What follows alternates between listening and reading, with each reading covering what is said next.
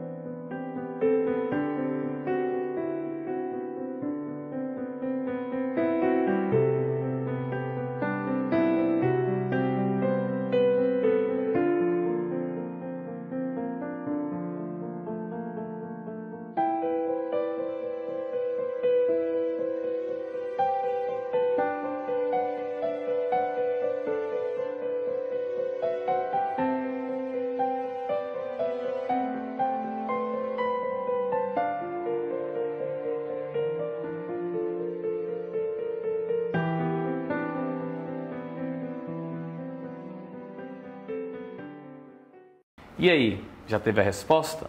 Mas vamos ouvir a palavra de Deus primeiro, para nos ajudar a compreender o que é a igreja? Na sua telinha, a palavra de Deus. Leitura dos Atos dos Apóstolos, capítulo 4, versículos 32 e 35. A primeira comunidade cristã. A multidão dos que haviam crido era um só coração e uma só alma. Ninguém considerava exclusivamente seu o que possuía, mas tudo entre eles era comum. Como grande poder, os apóstolos davam o testemunho da ressurreição do Senhor, e todos tinham grande aceitação. Não havia entre eles necessitado algum. De fato, os que possuíam terrenos ou casas, vendendo-os, trazia os valores das vendas e os depunham aos pés dos apóstolos. Distribuíam-se então a cada um segundo a sua necessidade.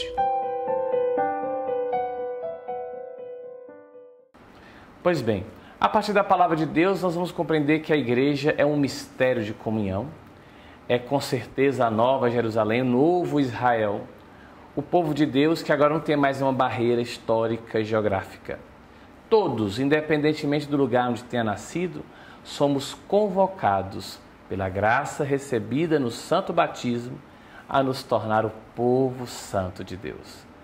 E aí temos tantas testemunhas que nos ajudaram e nos ajudam ainda hoje a compreender o que é essa igreja. Por exemplo, São Francisco, que ouviu do próprio Senhor: vai e reconstrói a minha igreja. É preciso que nós também, ao dizer para ele, para o Senhor, Senhor, o que queres que eu faça?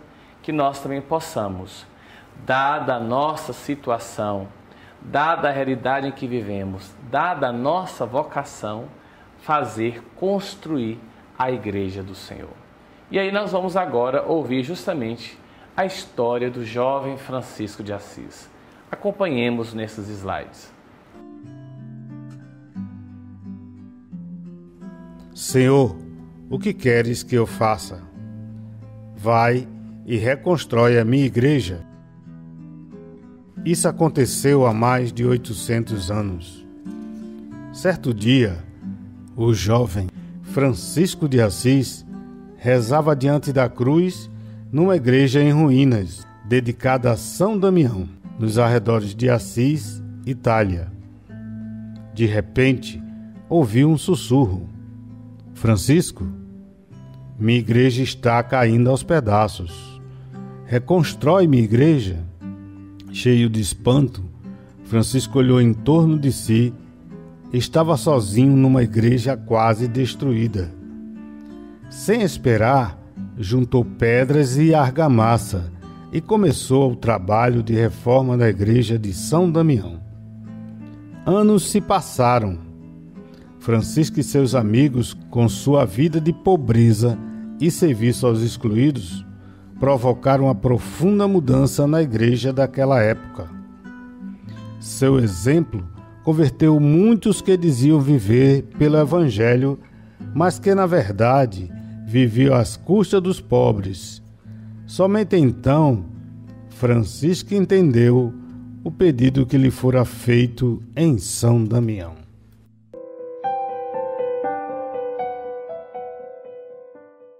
Pois bem, que bela história, não é? A história do pobrezinho de Assis, que há tanto tempo atrás, como eu e você hoje, escutamos a voz do Senhor para sermos a igreja. A igreja tem esse nome, raiz no grego, eclesia, que significa uma assembleia. Assembleia do povo de Deus para ouvir a palavra, para celebrar os sacramentos e, sobretudo, para ser alimentado pelo Senhor, pela palavra, pela Eucaristia, com auxílio da graça a partir dos demais sacramentos, mas também assembleia que se reúne para louvar a Deus. Você já agradeceu a Deus hoje? Você já louvou a Deus porque você está vivo? Você já louvou a Deus porque você é membro vivo da igreja? Faça isso. Louve a Deus e seja membro vivo dessa Assembleia dos Eleitos. E aí nós vamos observar e perceber que a igreja é um projeto que nasceu do coração do Pai, primeiramente na eleição de Israel, uma realidade histórica e geográfica, e depois na cruz com o Filho, quando essa realidade se expandiu. E toda e qualquer pessoa poderia, ao aceitar Jesus como seu Senhor e Salvador, se tornar membro vivo da igreja. E Jesus, que instituiu a sua igreja, disse: Tu és Pedro, e sobre essa pedra edificarei a minha igreja. De modo que é muito claro e importante perceber a história da nossa igreja nesses mais de 2000 anos, quando lá, na região da Galileia, Jesus chamou 12 e a partir desses 12 constituiu uma grande e bela família, que é a igreja.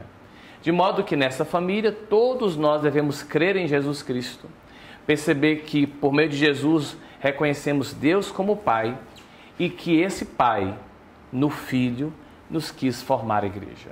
Nós vamos agora observar e ver alguns textos bíblicos que nos ajudam a perceber que do lado aberto de Cristo na cruz, Ele constituiu esta comunidade e do seu lado aberto saiu água e sangue. A água nos fazendo lembrar o batismo, a regeneração. O sangue nos fazendo lembrar da Eucaristia, esse alimento que nos alimenta no corpo e na alma. Igreja é lugar da reunião, é lugar daqueles e daquelas que juntos experimentamos o carinho de Deus, o nosso pastor. Mas quando é que então nos tornamos membros vivos da igreja? Quando é que nos tornamos igreja? Disse agora há pouco, mas repito, quando somos batizados. No instante em que nos tornamos batizados, nós morremos com Cristo e com Ele ressuscitamos. E ali nos tornamos cristãos, ou seja, membro vivo da igreja do Senhor. Por isso que nós devemos dar muito valor ao sacramento do batismo, porque ele é a porta pela qual nós entramos e por ele recebemos todos os outros sacramentos. E bonito que perceber que naquele instante em que somos batizados, recebemos o Espírito Santo e real e verdadeiramente nós somos consagrados ao Pai, ao Filho e ao Espírito Santo. No texto bíblico de Atos, capítulo 2, nós vemos justamente quando desce o Espírito Santo de Deus, no chamado Pentecostes, que a igreja, antes fechada, agora se abre para realizar sempre a vontade do Senhor. Vimos que a igreja, então, é uma comunidade querida pelo Senhor. Jesus quis essa comunidade para quê? Para que, a partir da igreja, o reino fosse difundido e que todas as pessoas pudessem, por meio da igreja, conhecer o Senhor e Salvador Jesus Cristo. Pois bem, nós temos no livro dos Atos dos Apóstolos, que alguns teólogos chamam também de Atos da Igreja, no capítulo 2, 4 e 5, verdadeiros retratos da comunidade, como eles viviam. E o modo como eles viviam deve nos ajudar também na nossa vivência hoje. Em especial, perceber que eles, com suas luzes e sombras, fizeram a experiência da conversão. Se eles puderam, nós também podemos, como? Com o auxílio da graça de Deus e com a vida em comunidade, com a vida na igreja. Mas quais seriam aí os traços principais de ser igreja? Primeiro, união e amizade fraterna. Todos juntos, unânimes, uma só alma, um só coração, como diz o texto bíblico de Atos. Isso quer dizer que o Espírito de Deus nos unifica. E para saber se a comunidade está fazendo a vontade do Senhor, é perceber se nós estamos mais unidos ou divididos. Se estivermos com muita divisão, é sinal de que Deus não está encontrando espaço no nosso coração. É preciso então orar. E orar de forma assídua e perseverante. E lembrando que não há maior oração do que a Eucaristia. Na Eucaristia, todos nos tornamos iguais perante a Deus e reconhecemos que Ele é o nosso Pai. E a partir da Eucaristia somos convidados a sair para o mundo e lá fazer a experiência da partilha dos pães, fazer a experiência da partilha dos nossos bens, fazer a experiência da caridade.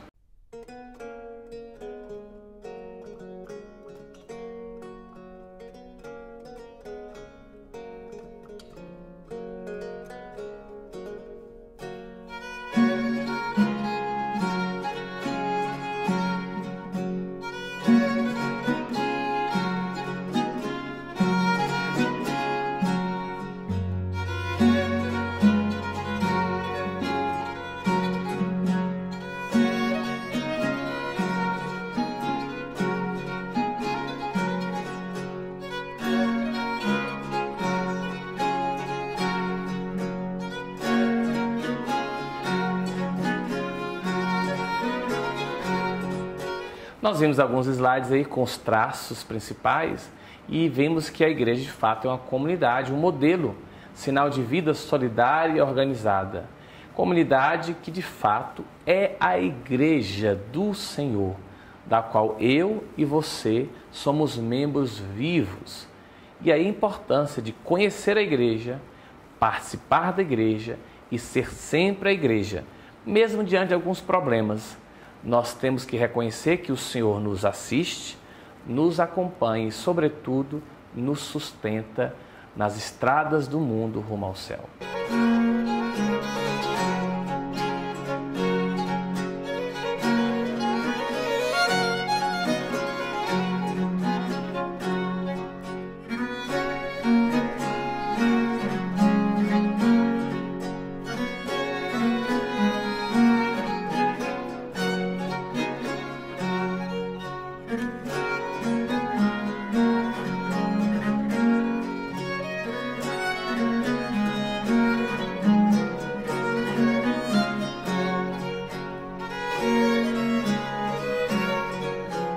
Para entender como eu estou vivendo a minha fé, existem 4 colunas, 4 elementos que vão nos ajudar a perceber se estamos mesmo sendo seguidores e seguidoras de Cristo. O primeiro, o ensinamento dos apóstolos. Eu não posso crer naquilo que eu acho que devo crer. Eu não posso crer naquilo que alguém chega para mim e me apresenta.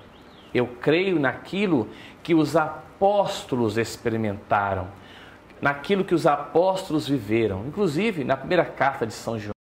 São João diz isto, que aquilo que os nossos olhos viram, aquilo que os nossos ouvidos ouviram, aquilo que nossas mãos apalparam, é isso que nós vos anunciamos. Então, a igreja vive a partir dos ensinamentos de Jesus que os apóstolos foram nos transmitindo e chegando até os dias de hoje. Depois, a vida se estabelece na comunhão fraterna. A igreja é uma reunião de irmãos e irmãs e não de competidores. e não de pessoas estranhas. Daí a importância de acolher uns aos outros e de perceber quem é novo e que vai se achegando à comunidade. Dizer bom dia, boa tarde, boa noite. Seja bem-vindo. Você fez falta. Você é importante para nós. A fração do pão, a terceira coluna tão importante, e a oração. Um bom cristão, com certeza, vive uma vida de oração. Nós temos um modelo, a primeira igreja, ou seja, a igreja primitiva, que foi sucedendo ao longo dos anos e chegou até você. Sim, nós não somos a igreja nascida ontem, nós somos uma igreja nascida há mais de 2000 anos, nascida no coração do Senhor, nascida ali no meio da Santa Ceia, nascida da cruz. E aquelas primeiras características devem nos ajudar nos dias de hoje. Ou seja, a nossa comunidade deve ser uma igreja da palavra, uma igreja do testemunho, sobretudo uma igreja da missão. E aí, nós estamos tendo essas características? Somos pessoas da palavra de Deus, pessoas que procuramos dar o nosso testemunho de vida e, sobretudo, pessoas missionárias? É hora de nos questionar. Pergunte ao irmão ao lado, à irmã do lado. Você tem lido a palavra de Deus? Tem procurado dar testemunho? Tem feito a sua parte na missão? Vá lá e já já nos encontramos.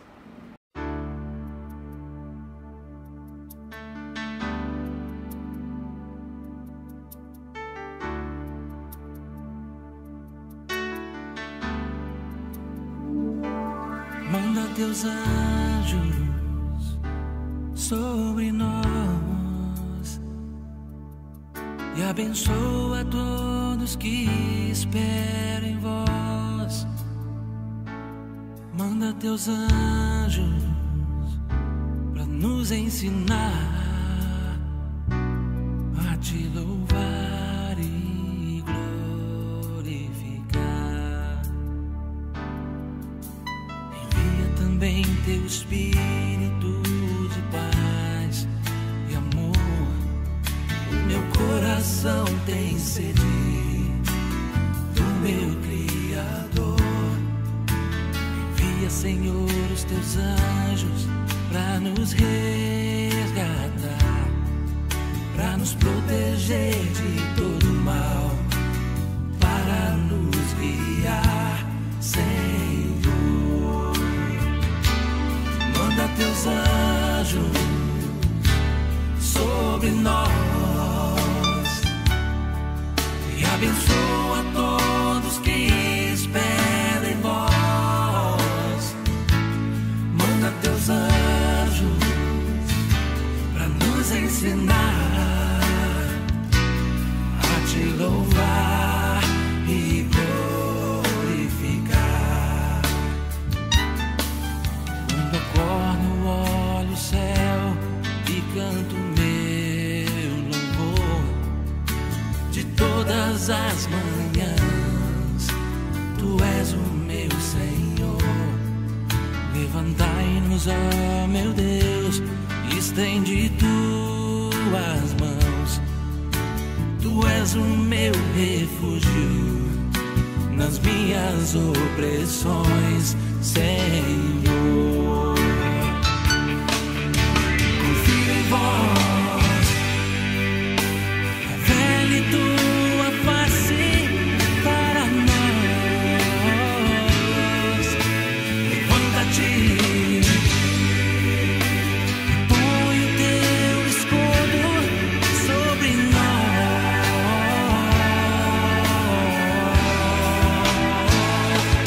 Manda teus anjos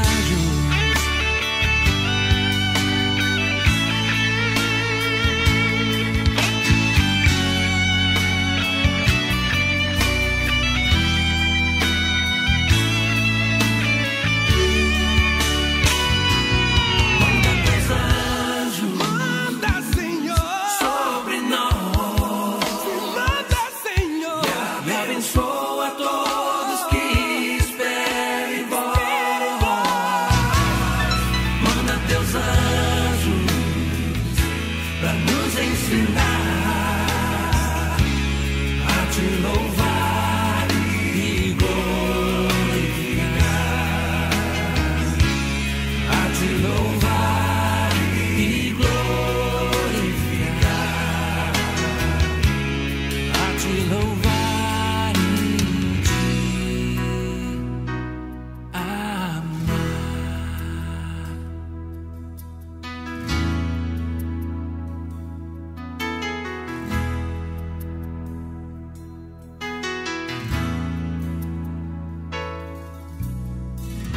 E aí, como é que foi a sua investigação? Quais são as características que você está praticando ou está praticando todas? Esperamos que sim, que tanto você como eu sejamos essas pessoas de palavra, de testemunho, de missão. Mas tem um outro modelo também da igreja muito bonito, que foi apresentado por São Paulo, a igreja como um corpo humano. Lá na primeira carta aos Coríntios, no capítulo 12, ele diz que nós somos os membros de um grande corpo, mas cuja cabeça é o Senhor. Que coisa bonita! De modo que o dedo não pode querer ser a mão não pode querer ser o braço, o cotovelo não pode querer ser o joelho e assim por diante. Todos somos membros importantes na vida da igreja, desde que sejamos regidos pela cabeça, que é o Senhor. E aí, voltamos. Todos somos igreja, sim.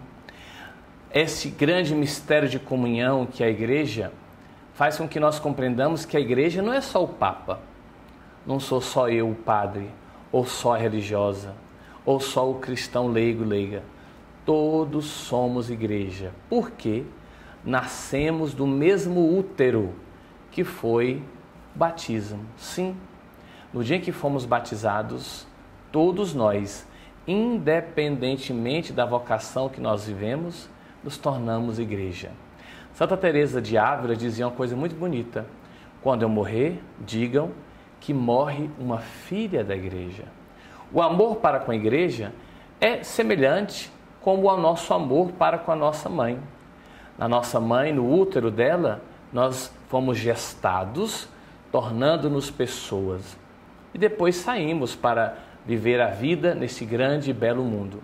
Na igreja, da mesma forma, nós, no útero da igreja, fomos gestados como cristãos, seguidores e seguidoras de Jesus, para que neste mundo sejamos sal da terra e luz a iluminar essa extensa e vasta terra tão bela criada por Deus. E dessa forma, como igreja, nós procuramos viver como Jesus nos ensinou, procuramos servir e não ser servidos, procuramos anunciar e realizar a palavra de Deus, dar testemunho e de modo especial celebrar. Como é bonito ver a igreja celebrando o dia do Senhor, por exemplo, domingo, embora tantas pessoas fiquem acomodadas achando que não, eu estou cansado, não sou obrigado a ir. Não, nós não podemos ir por obrigação, nós temos que ir por atração, por paixão, celebrar o dia do Senhor, o dia da família, o dia do homem e da mulher, o dia daqueles e daquelas que fomos regenerados pelo Cristo, o bom pastor.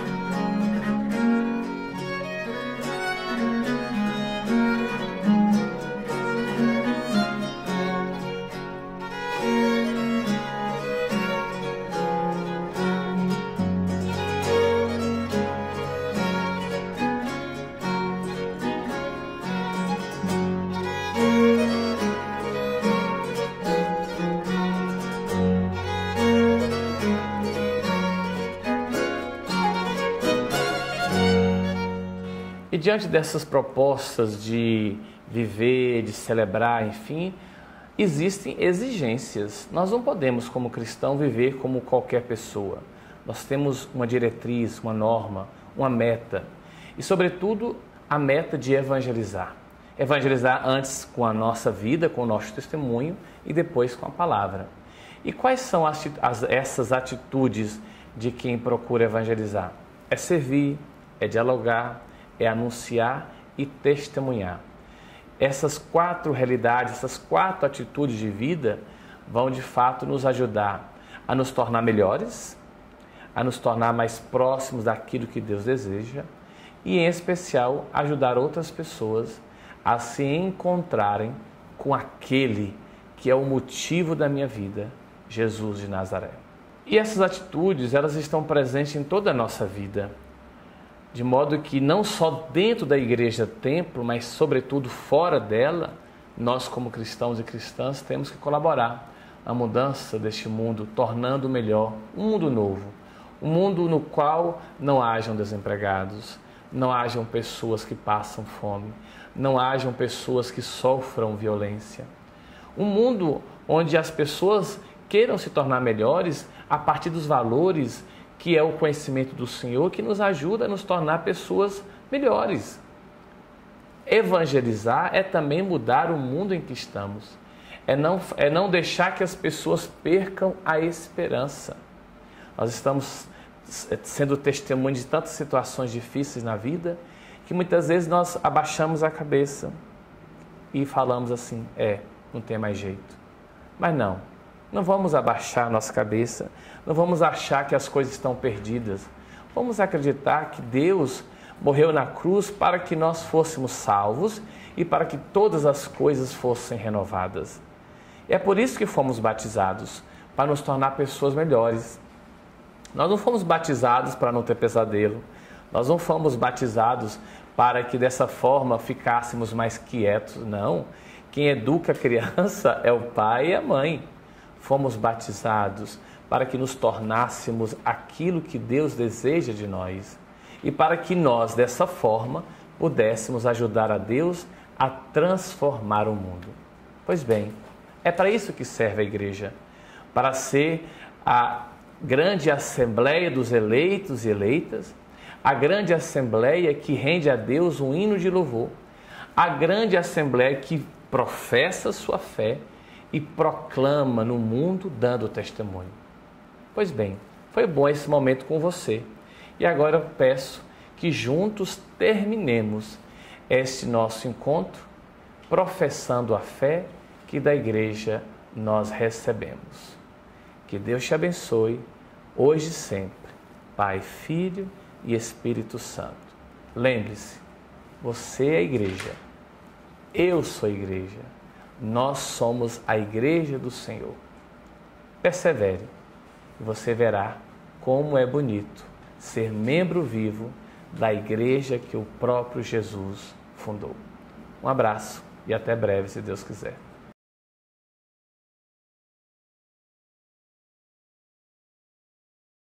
Creio em um só Deus, Pai Todo-Poderoso, Criador do céu e da terra, de todas as coisas visíveis e invisíveis.